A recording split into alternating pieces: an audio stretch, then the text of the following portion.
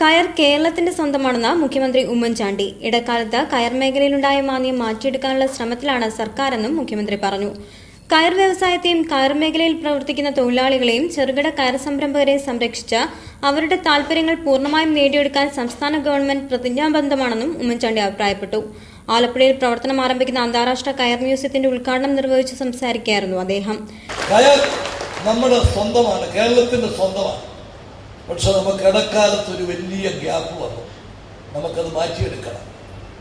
അത് കയർ വ്യവസായത്തെ, കയർ രംഗത്ത് പ്രവർത്തിക്കുന്ന ചെറുകിട വ്യവസായികൾ, കയർ തൊഴിലാളികൾ, അവരുടെ താല്പര്യങ്ങൾ പൂർണ്ണമായി സംരക്ഷിക്കാൻ സംസ്ഥാന ഗവൺമെന്റ് പ്രതിജ്ഞാബദ്ധമാണ്.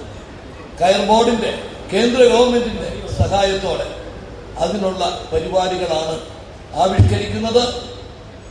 ഈ രംഗത്തുള്ള ചെറുകിട വ്യവസായികളെ പ്രൊട്ടക്ട് ചെയ്യണം.